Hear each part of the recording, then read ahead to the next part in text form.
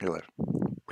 Welcome to Slow News Day Live. I am Steve Poikinen. I am here in mostly beautiful Boulder Creek, California. Glory Jones is not with us this evening. She has educational obligations and athletic obligations that she has to tend to. She will be joining us of course on Sunday morning, where we will be hanging out with Pierce Robinson for the first time on the show, which I don't know why that hasn't happened yet.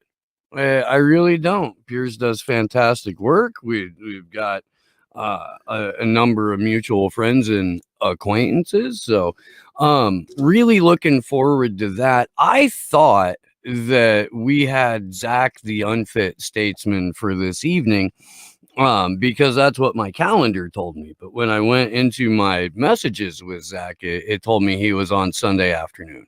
So I don't know what's happening with Rockfin. What do you mean, people are power? Oh, because I haven't hit the fucking go live thing. That's why. So it's live on Rockfin now. I thought I did. The button's stuck. I don't fucking know. I'm not the tech guy. I'm really not. But yeah, we should be live on Rockfin now. This is going to be an Ask Me Anything. So if you guys have questions, throw them in the chat either here or on Rockfin. It is titled Cenk Uyghur's an idiot and other undeniable truths because, well, the Cenk eunuch is an idiot. You guys know that there's been a number of a fucking gnarly ass winter storm that went through and froze out Texas and has left a number of people without power, in some cases without water, and without the ability to heat their homes. And it has been taken as a green light for shit libs to vent all of their frustrations with the state of Texas for being Texas. So one Cenk Uyghur decided that he would tweet this out. Was that up? I can't even tell anymore what's on the screen right now. There it is. Okay. So Cenk says the only upside of Texas power outages is people like Joe Rogan, who were so proud to leave California and move to Texas, freezing their asses off. They said they wanted less government. Congrats, mission accomplished. I hope you're not asking the government to come help you. A grown man decided to wake up and pick as his target Joe Rogan. Now, I understand having a show that isn't as popular as Joe Rogan's. I understand that. And I understand no, I don't. I don't understand wanting to like celebrate in the misery of regular people, even if that regular person is Joe Rogan, based on the politics of the state or their governor, or without even understanding that the deregulation that happened with Texas's electrical grid happened under the watch of and with the help of Texas state Democrats. Cenk Uyghur is an idiot. I don't have a nicer way to put that. I would imagine that that Cenk has tried very, very hard to get on Joe Rogan's show, and that Joe has better taste than that, or at least has more consideration for his audience, because I can't stand more than like 10 seconds of Cenk Uyghur bloviating. I wouldn't subject you guys to fucking 3 hours of that shit. Are you kidding me? That's just brutal. It's fucking harsh.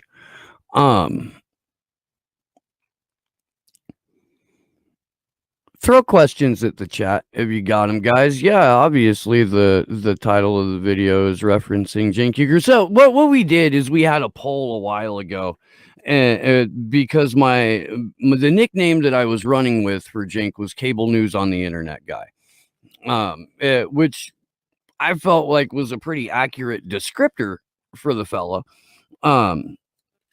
Because TYD does cable news on the internet. They're your segue, I guess, if you're leaving the whole like mainstream media sphere, if that's your wheelhouse, that's where you've been.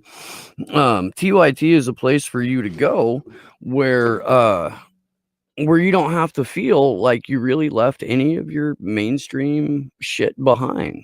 They God, they suck. Looking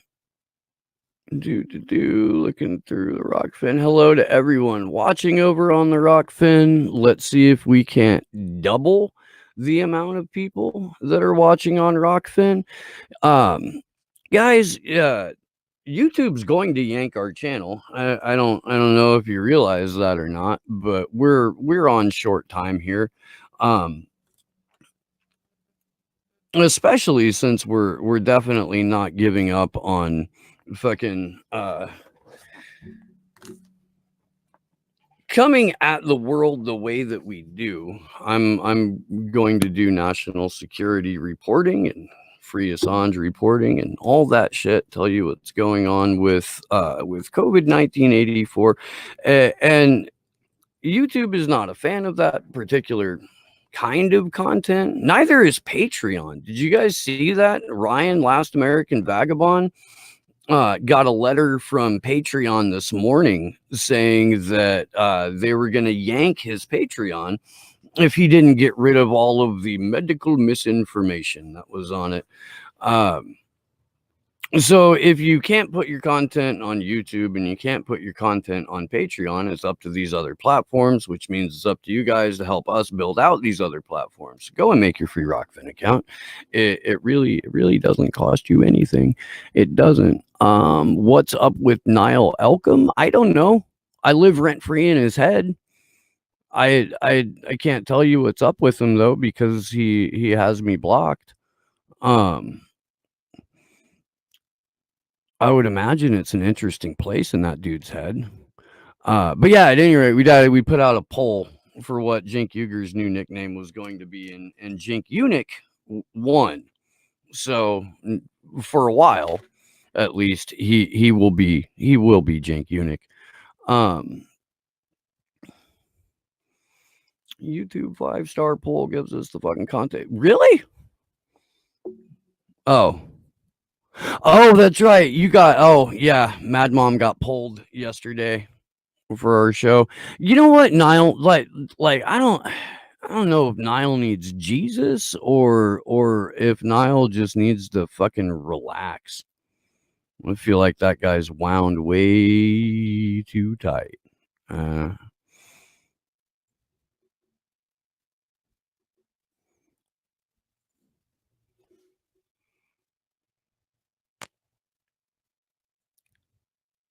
Hey, check the element. There's a question in there from Star.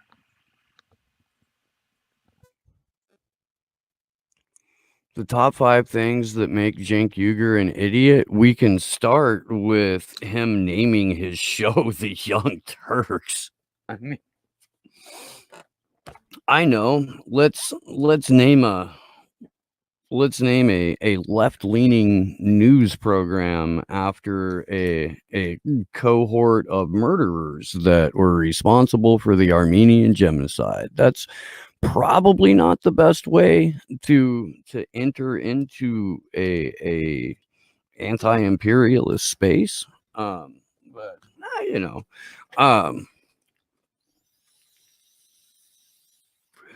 you guys are making me ad-lib this, so let's see what happens. I would say that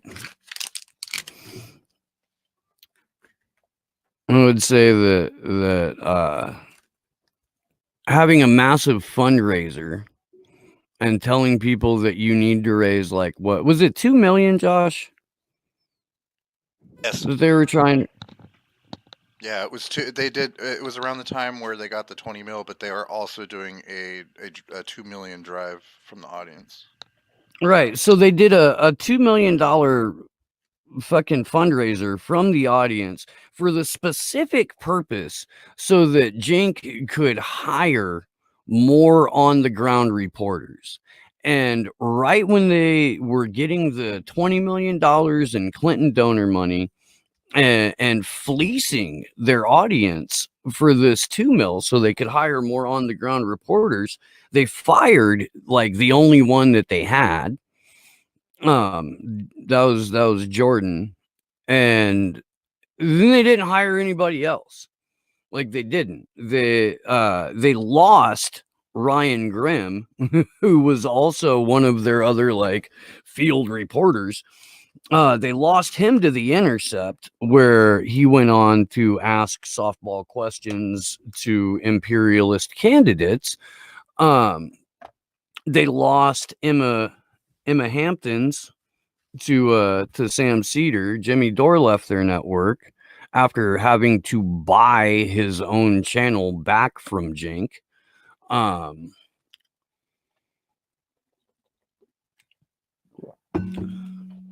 feel like we can count all of those things as individual things, and we're at least to number 4.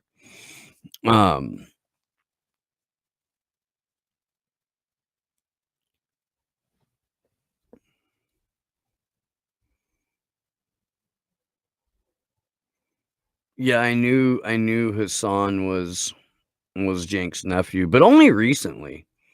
I've never I've never even really heard that dude talk before, Hassan. Like, I've seen like maybe 5 seconds of whatever promo that they were trying to put him in, but dude's kind of an idiot. Who is blowing up my phone? Okay, cool. We have some Rockfin tips that I should go over there and check out. Costello, thank you very much. Logan Yates, thank you. They hired Nomiki with that 2 million. Did they give her all of it? She acts like somebody handed her $2 million.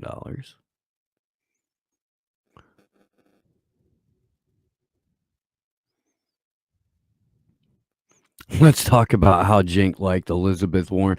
Look, man, if you give a news outlet $20 million with conditions and the cynical, money grubbing, grifting piece of shit that runs the outlet understands that there are strings attached to it, then he's gonna get out there and fucking tap dance for Liz Warren.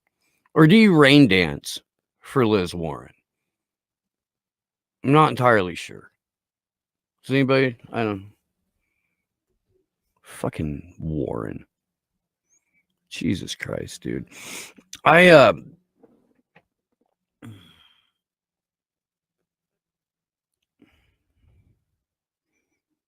Hassan had like 200 people watching his Twitch stream. How is that even possible?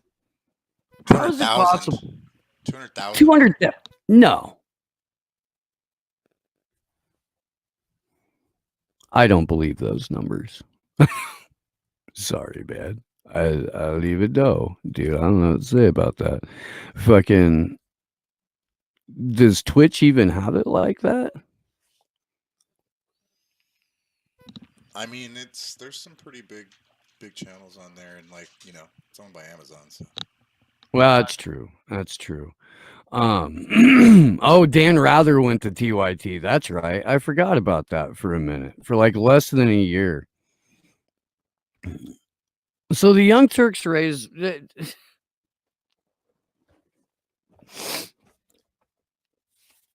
I don't know how they're still able to like grift people. I don't know how they're still able to pull people in. They don't offer you anything. I guess they offer you a place to park your impotent rage.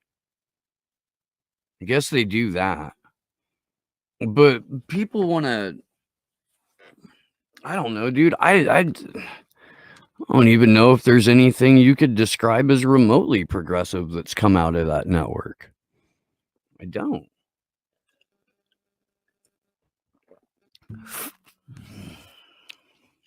I think Jimmy tries. I do. I mean, I don't know. Poor fucker probably just wants to be a comedian. I didn't want to be an influencer.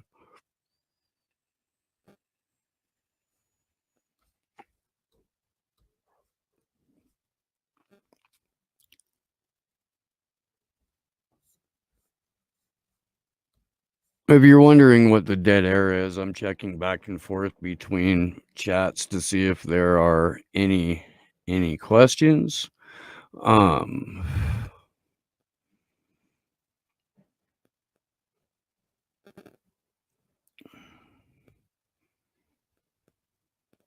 They acted like they liked Bernie, which was more than anyone else did. That's funny.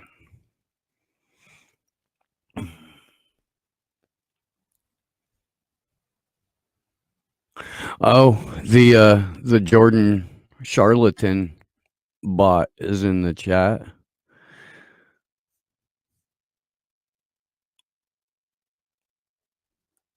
So, okay, Magpie Lark, gateway drug for progressives to become neoliberals. I put to you, audience, that progressives from the get-go are neolibs and training wheels. That if you look at the amount of people in 2016 that voted for Bernie Sanders, so we're going to use that as the metric. If you go back to like November or December of 2019, I did an interview with the guy who founded Bernie or Bust, Victor Tiffany. And he told me during that interview that in 2016, 88% of the people that voted for Bernie Sanders in the primary voted for Hillary Clinton in the general. Of the 12% that didn't, half of them voted for Donald Trump. So out of 100% of Sanders voters, primary voters, in the general election, 94% of them still voted inside the duopoly. 6% Trump, 88% Clinton. Then another 3%, so half again, still voted for Jill Stein or voted for Gary Johnson or like one of the other like SEP or whatever candidates.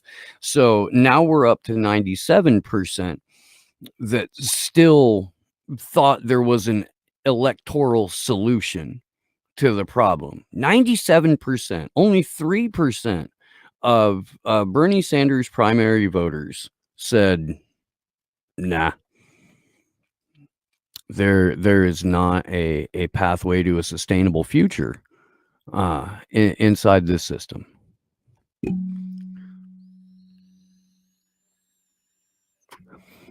So I would argue that at least in that case, in the case of like progressive voters, neolibs and training wheels, and I would wager that out of the 88% that voted for HRC in 2016, that most of those people are still well within the duopoly, BitChute censorship has begun. That's fucking shitty. Anthony Reyes, what happens with MPP soiling itself and these YouTubers falling with the sinking ship? Jimmy Lee, how is MPP any better than the Justice Dems? They're not, man. They're not. And this is what I have. This is what I've discovered or realized or come to learn or have to just fucking admit. It doesn't matter what anybody's lived experience with MPP or Nick is. That shit has to happen to you before you're willing to let go of it. That's just what it looks like. That's what I'm seeing. Like it, and I have no idea. We'll get to that. The people that Nick has fucked over throughout MPP's 4.5 year history, or however long, 4 year history, the people that he's fucked over, because most of us, all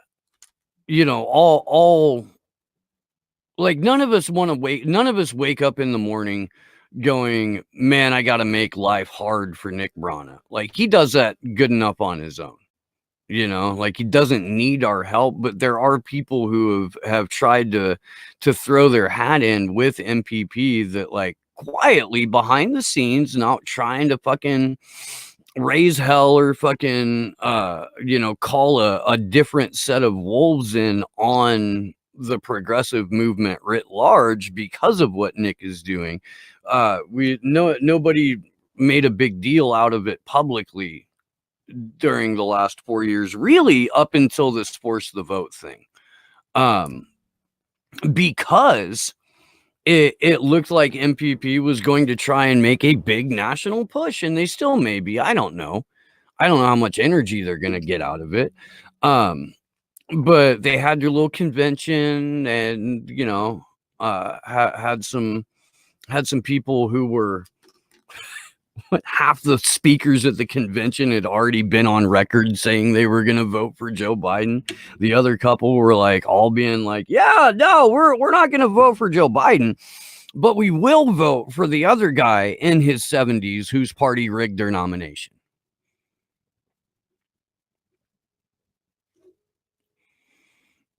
MPP is a limited hangout for disaffected Bernie Sanders voters, and it will never be anything other than that. So why people are hitching their celebrity to it, or why people are putting their name on it, I don't know, man. I don't know. Probably because the people that are still kind of on board,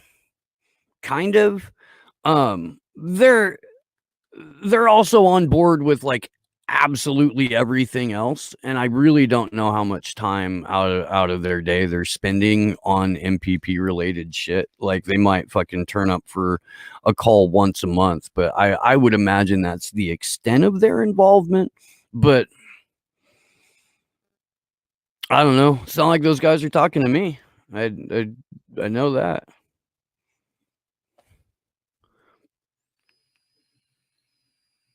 That sucks about BitChute, though. Who got yanked on BitChute? And is it like really censorship, or is it the fucking like heavy Nazi stuff? Because there is a whole section of BitChute that is basically the only reason it exists is to blame the Jews.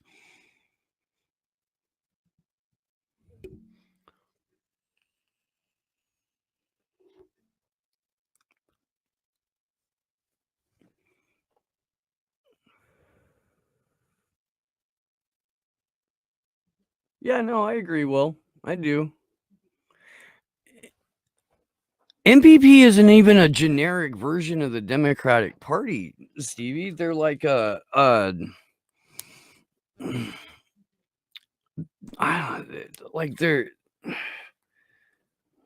just like a microcosm of it. Like they're at the Democratic Party in micro. It's a top-down organization ran by an inept white savior with no real organizing experience who wants to play activist every now and then. It's not gonna get you anywhere. MPP, from what I can tell, is designed to capture the energy and resources and really life force of well-meaning progressives. I don't know.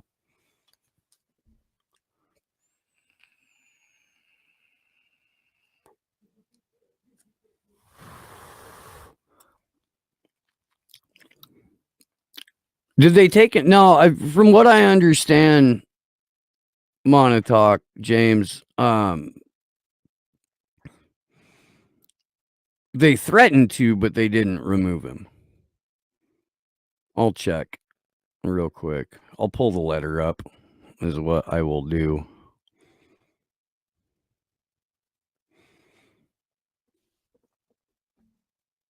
Well, if I can make it, I can enlarge the screen enough so that you guys can see it. That's not going to happen. Not there. God damn it. New tab. What do you look like? There we go. Okay, so this is the letter that Ryan got from Patreon earlier today. We'll go through it together and we'll do it live so that there are no questions. My name is Vesper, and I'm on the Trust and Safety team here at Patreon. Following our policy update concerning medical misinformation, Patreon can no longer support accounts that repeatedly use unfounded or debunked theories to argue against broadly supported public health measures on COVID-19. We'll come back to that. I took a look and reviewed your creator page today in order to bring your page back within our guidelines. Kindly review and remove any and all content that advances COVID-19 medical misinformation. I'm sending you an example below. Additionally, since our guidelines extend to any projects that you fund via Patreon, this means that online content linked to your creator page is subject to our guidelines. What the fuck?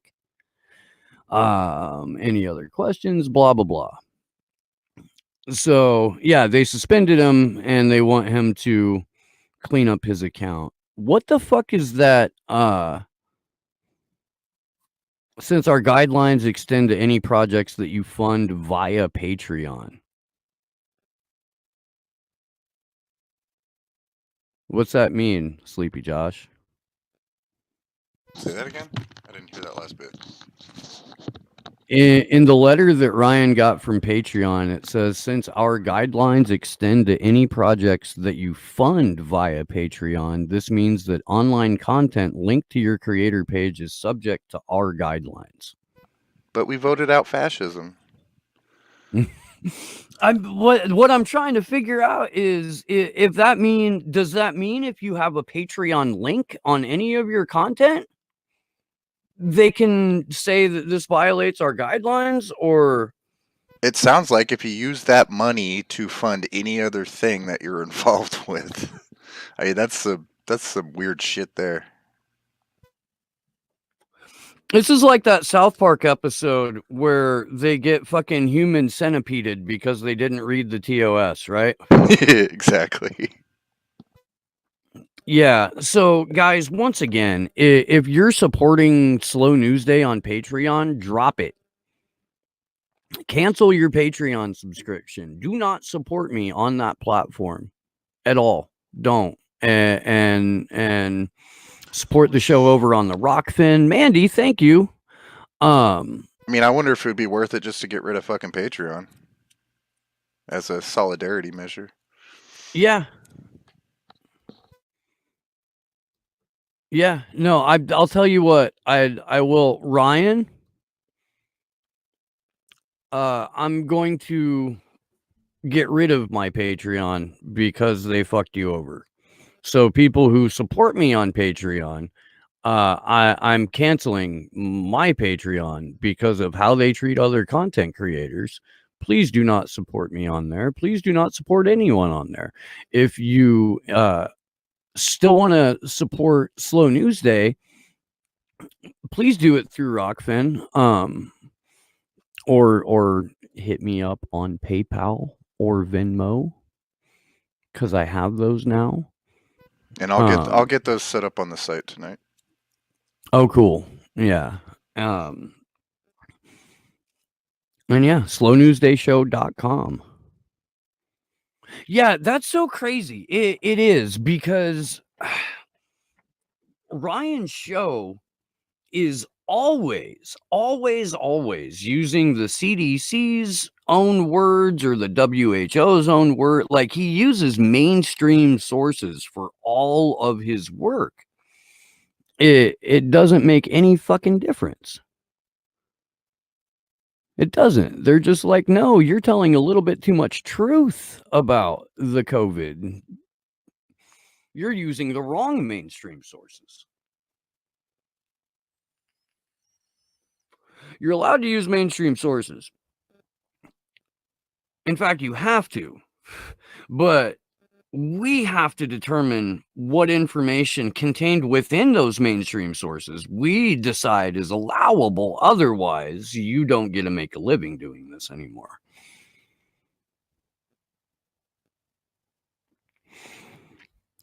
Man, I've got such huge news for you guys too, and I have to sit on it. That's a shame.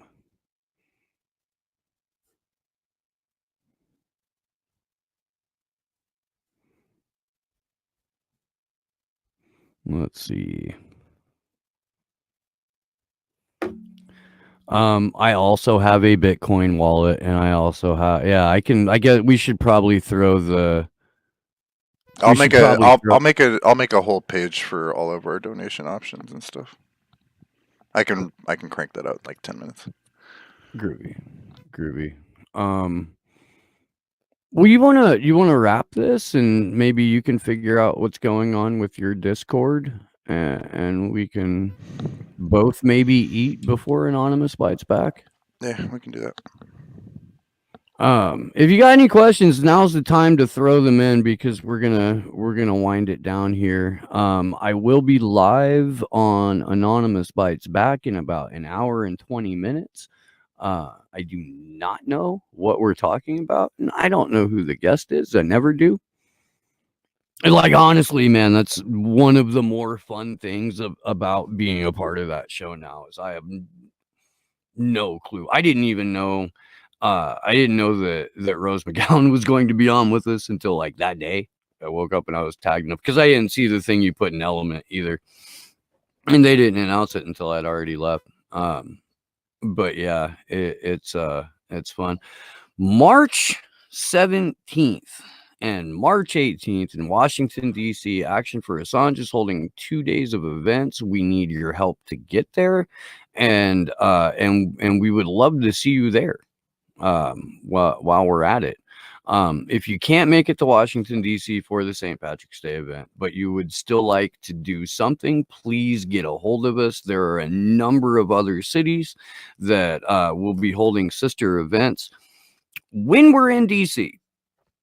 As our initial St. Patrick's Day march concludes, we're going to be met by one Craig Pasta Jardula, and the Convo crew, and hopefully a whole fuck ton of other people, including a number of content creators, because Pasta, alongside of our event, is organizing a fuck censorship march, and we're going to wind up at the DC Google.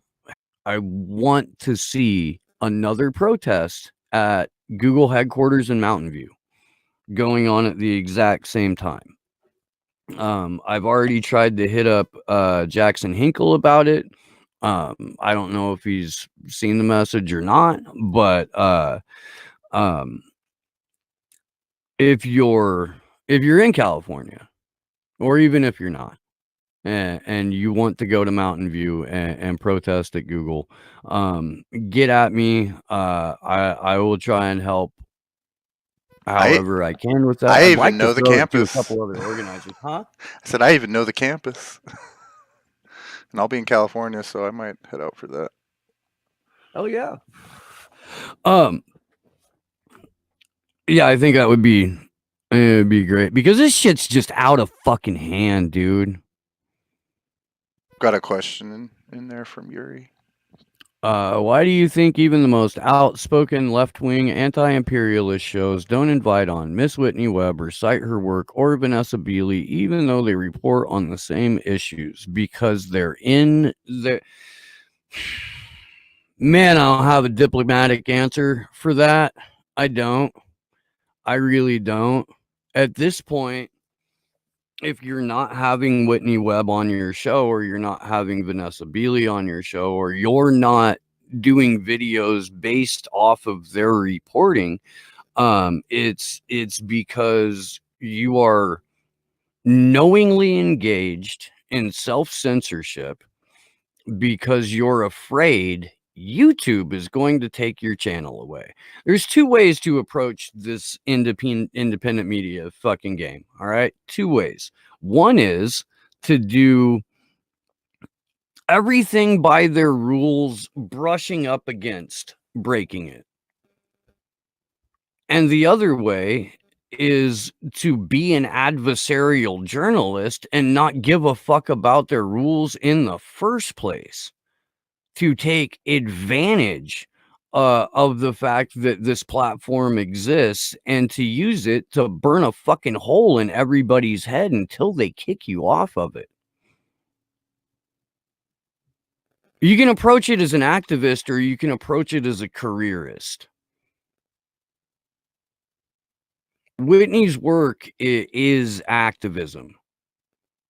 It's real adversarial journalism. If you're not having Whitney on your show, it's because you're more concerned about keeping your super chats. You're more concerned about that AdSense revenue. You're more concerned about your YouTube subscriber count than you are about educating those subscribers.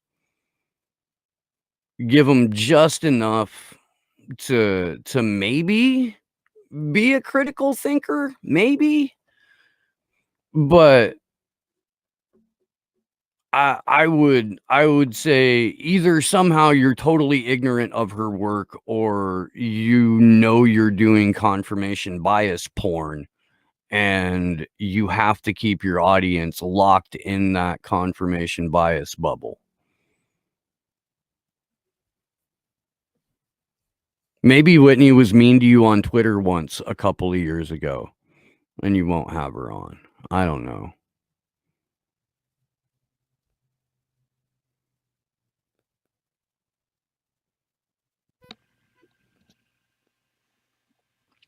We got anything else, Josh? No. Do you see? Let me take one more gander here. Shout out to Vanessa. Just someone was thanking us Logan for having her Yates over on the Rockfin. The YouTube site is Anonymous Worldwide. Oh, you know what, dude? I'll just go ahead and throw a link. And if you, Logan, I understand if you don't want to watch on YouTube, they have a Periscope as well. So I will. Well, shit, I can't give the live link, but Man, we got all kinds of people saying we've been buffering tonight, and it's fine on my end, so that's fun. Weird.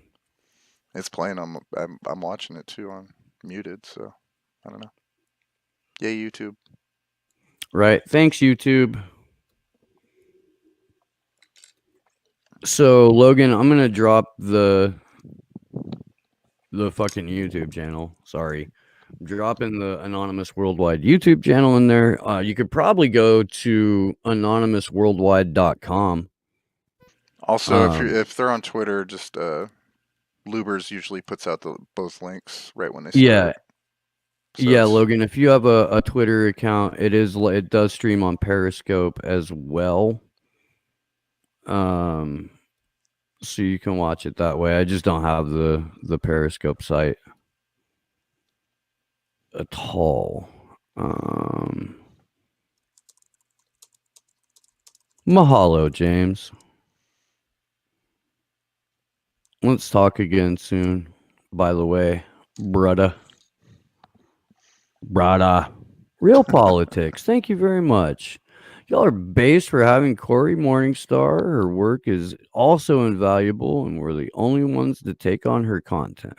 You know, I feel like I've seen Corey on other channels before, but certainly like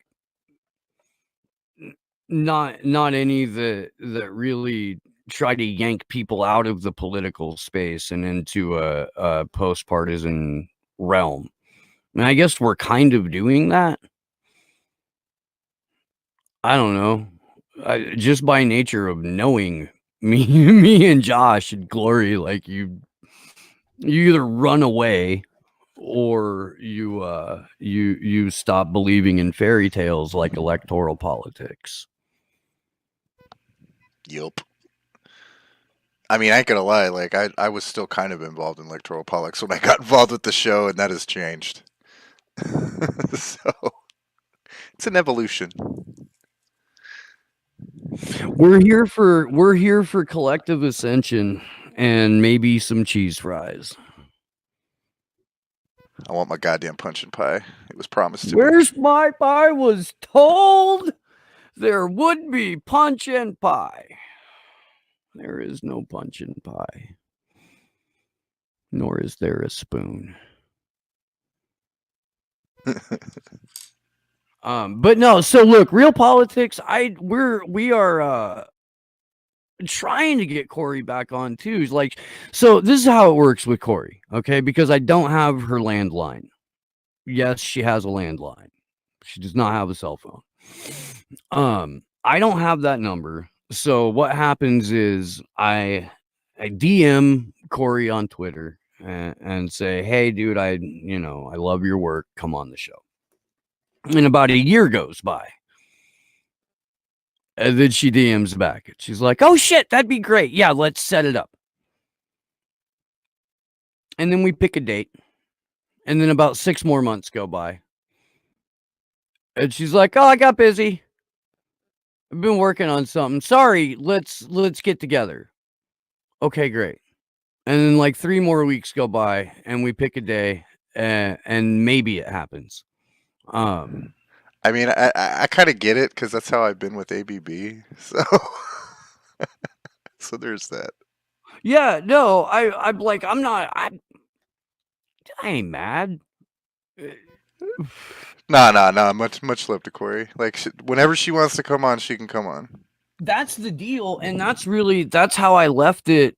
Like it was 4 months after I said I am never going to ask you to come on my show again. I just want you to know that you have an open invite and we're fucking here for you. And if there's anything you feel like you need to get out, please come to me and I will do it. So that's where we're at. Yeah. And really, I mean, like, that's kind of how I feel about anybody that I want to come onto the show. I don't feel like it's worth wrapping a whole bunch of tension around like a guest or an interview or anything like that. And if it happens, great. Schedules don't work out or fucking it's not in the cards, man. And we have a lot bigger problems. A lot more real shit we could worry about. But I love you guys. Thanks for hanging out. Please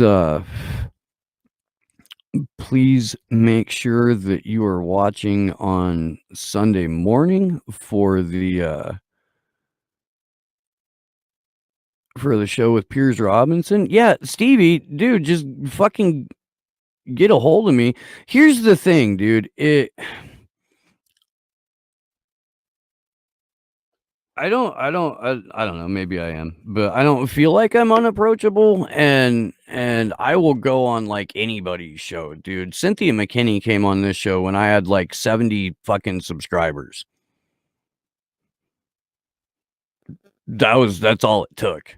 Like, I'll will forever say yes to fucking interviews. So yeah, just hit me up. At Slow News Day Show on Twitter, SPSND at Proton Mail. Yeah. I'll throw it in chat. I'll throw the email in chat. Yeah, I'm down. I like talking shit. Lies.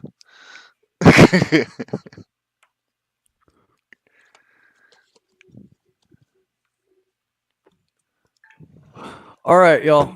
Well, Anonymous Bites back in an hour. Anonymous worldwide on YouTube, also on Periscope. Pierce Robinson Sunday morning, Unfit Statesman for the Rockfin only show. The week after that, we'll do a moderator panel. Oh, and everyone in Wrench Gang, if you have a blue wrench next to your name, please email me at just so I have your email address. I'm going to do a group email to all of the moderators probably a couple of times a month going forward. And I want to be able to like have a list in front of me for who's been on the mod panels already and who hasn't and shit like that. Trying to make my my lunacy of getting high and having like 800 moderators make a little bit more sense.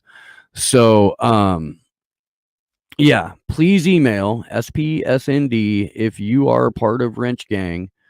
And I need to get all of you guys on one group email. And yeah, other than that, man, we'll see you soon. Thanks always to Sleepy Josh on the ones and twos. Big shout out to my co-host Glory Jones, and we'll see you Sunday. And the rest of you, man, fucking take care. Good luck to us all.